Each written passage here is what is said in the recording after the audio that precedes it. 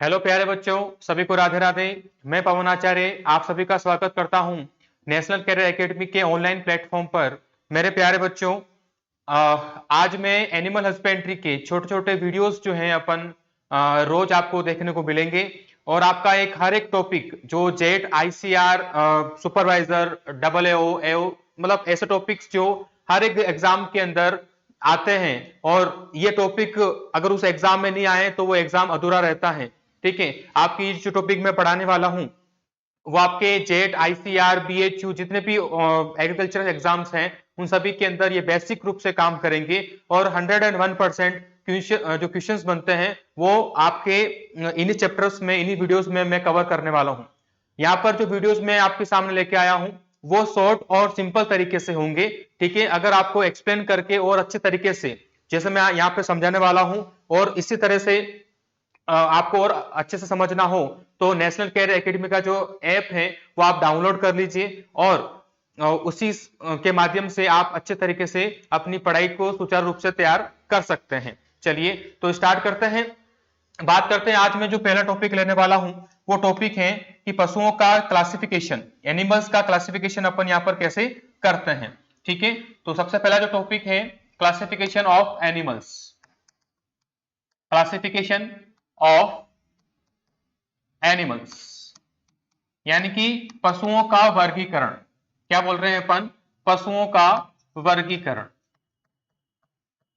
पशुओं का वर्गीकरण। सिंपल सी भाषा में बात करें अपन कि ये क्वेश्चंस जो है जब जेट पुराने माध्यम पे चलता था 2012-13 समथिंग, उस टाइम पे पूछता था वो। ठीक है, पर अभी इस टॉपिक में से क्वेश्चन थोड़ा पूछना कम कर दिया है, बंद नहीं किया है, पर अपने को हर एक टॉपिक क्लियर करना है ताकि अपने एग्जाम के अंदर ऐसा कोई क्वेश्चन नहीं हो जो अपने रह जाए। ठीक है, तो बात करता है बेटा कि एनिमल्स को अपन कैसे क्लासिफाई करेंगे। वैसे क्लासिफाई करने के बहुत सारे माध्यम होते हैं, पर अपने सिलेबस के अकॉर्डिंग अपन ने दो माध्यम यहां पर बना रखे हैं। एक तो है खुर के आधार पर। ठीक है, किस आधार पर? खुर के आधार पर, यानी कि बाई हु। ठीक है, बाई हु, खुर के आधार पर। और दूसरा है आमाशय के आधार पर, आमाशय के आधार पर बाई स्टोमक। ठीक है, बाई स्टोमक। आमाशय के आधार पर कैसे होगा और खुर के आधार पर कैसे होगा, इसको अपन थोड़ा से डायग्राम के अकॉर्डिंग, इमेज के अकॉर्डिंग चलेंगे अपन, ताकि आपको और अच्छे से आपको समझ में आ जाए। तो सबसे पहला जो डायग्राम ये कहना चाह रहा है, अगर मैं पहला क्लासिफिकेशन या पहला आधार लूं, यानी कि खुर के आधार पर, किसके आधार पर बेटा? खुर के आधार पर, on the basis of hoops. ठीक है, तो सबसे पहला जो एनिमल आता है बेटा, इसको अपन कहते हैं एक खुर वाला। क्या कहते हैं इसको अपन? एक खुर वाले, यानी कि सिंगल हुप, सिंगल हुप।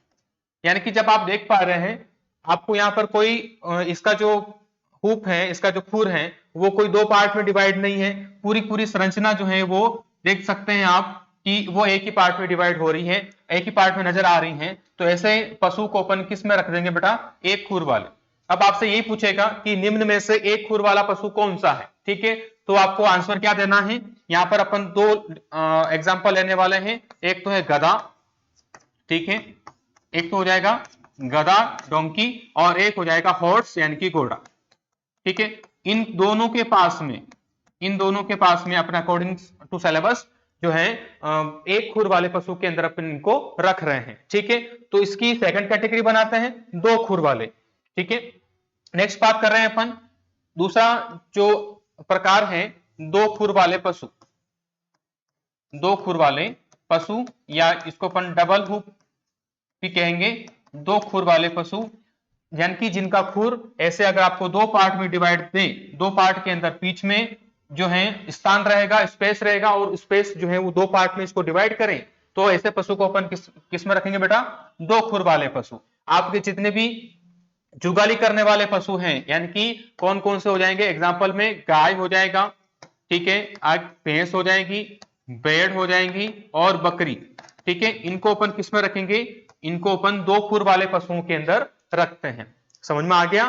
तो एक क्लासिफिकेशन अपन ने यहां पर देखा अकॉर्डिंग टू हुप एग्जामिनेशन, यानी कि सॉरी हुप को देखकर, यानी कि हुप कैसे नजर आ रहे हैं, खुर कैसे नजर आ रहे हैं, अगर पूरा पैक है तो उसको अपन एक खुर बोलेंगे, और अगर बीच में डिवाइड है, बीच में दो भागों में डिवाइड हो रहा है तो उसको अपन दो खुर बोल देंगे।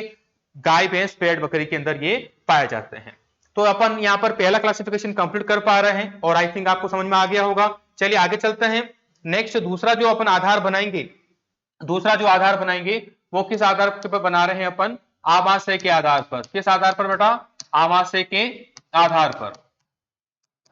अब आमाशय के आधार पर पशु तीन प्रकार के होते हैं। कितने प्रकार के? तीन प्रकार के। ठीक है, पहला होता है जुगाली करने वाले पशु यानी कि रूमिनेंटिंग एनिमल्स। दूसरा होता है जुगाली नहीं करने वाले पशु, नॉन रूमिनेंट। और तीसरा होता है जुगाली तो करेगा पर उसका आमाशय जो है वो चार पार्ट में डिवाइड नहीं होकर तीन पार्ट में डिवाइड होता है, उसको अपन कहते हैं आभासी रोमंथी या स्यूडो रूमिनेंट कहते हैं। ठीक है, तो जितने भी मैंने अभी ये बातें बोली हैं उसको अपन समझ लेते हैं। ठीक है, तो सबसे पहला बात करें अपन, सबसे पहली जो बात करें कि जुगाली करने वाले पशु, जुगाली करने वाले पशु, जुगाली करने वाले पशु, इसको और भी कहते हैं बेटा, और क्या कहते हैं इनको? Ruminant animal. क्या कहते हैं?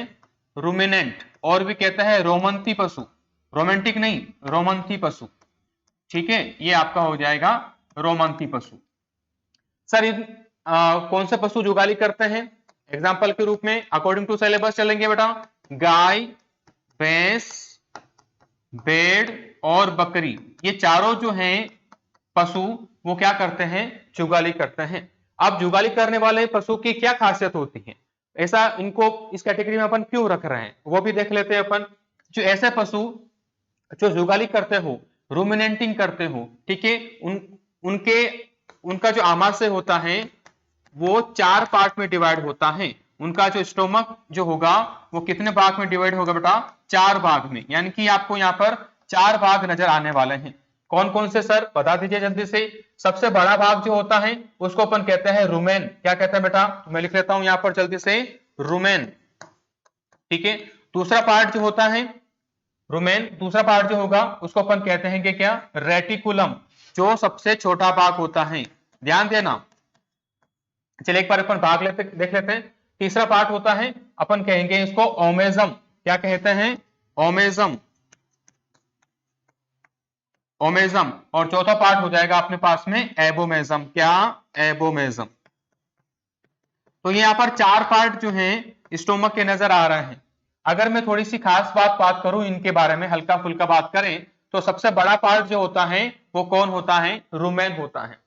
पूरे आमाशय का लगभग पूरे स्टोमक का 80% पार्ट कौन कवर करता है? रुमेन कवर करता है।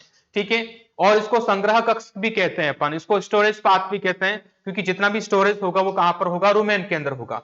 सबसे छोटा पार्ट आता है, स्मॉलेस्ट पार्ट ऑफ स्टोमक, जिसको अपन कहेंगे वो है रेटिकुलम। क्या नाम बेटा? रेटिकुलम।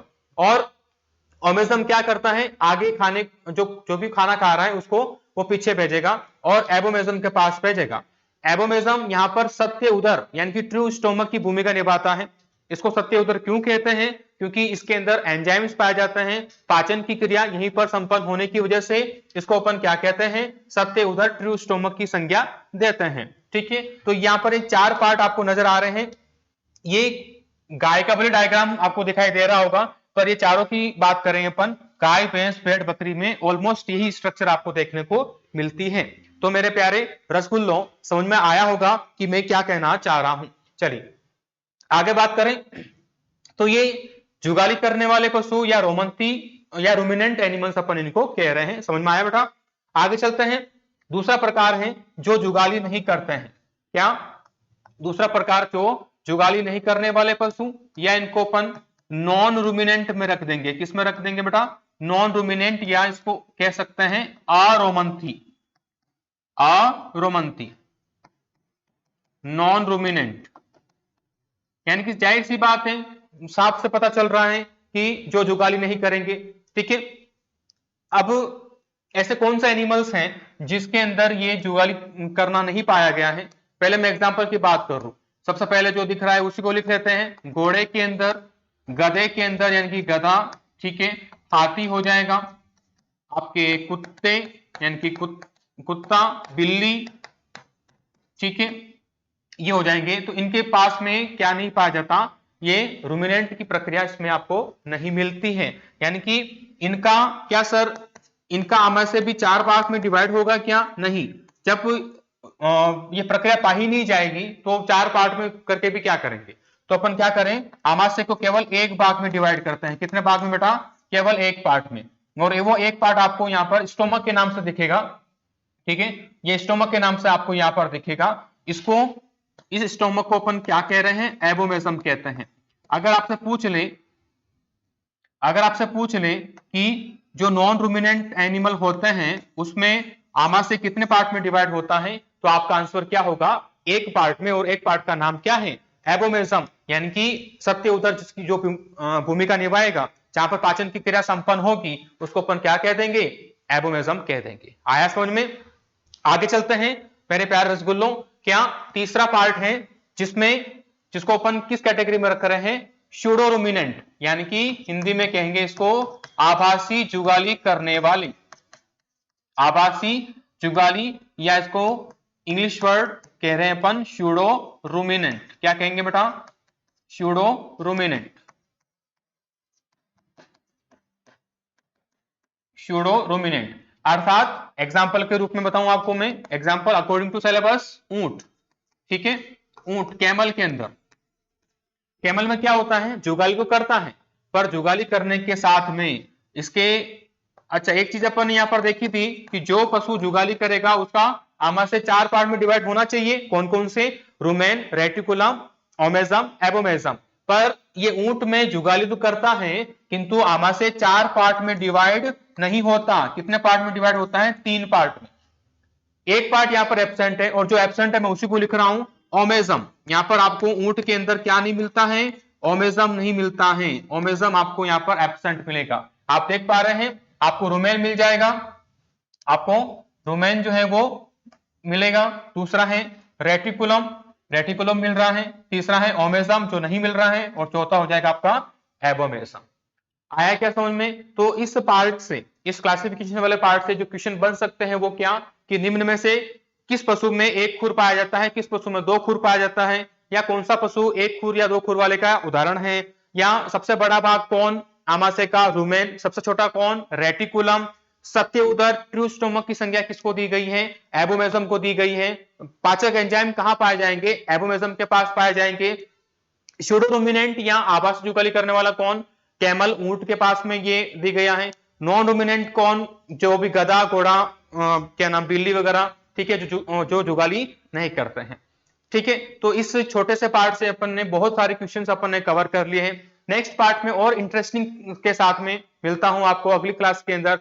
जिस किसी बच्चे को कुछ भी अगर समस्या आ रही है तो बेटा नीचे जो फोन नंबर चल रहे हैं, ठीक है, आप उस पर कॉल करें। कोई भी समस्या है या किसी बच्चे को ऑफलाइन कोचिंग लेनी है तो आप आराम से आइएगा, बैच चल रहे हैं, ठीक है।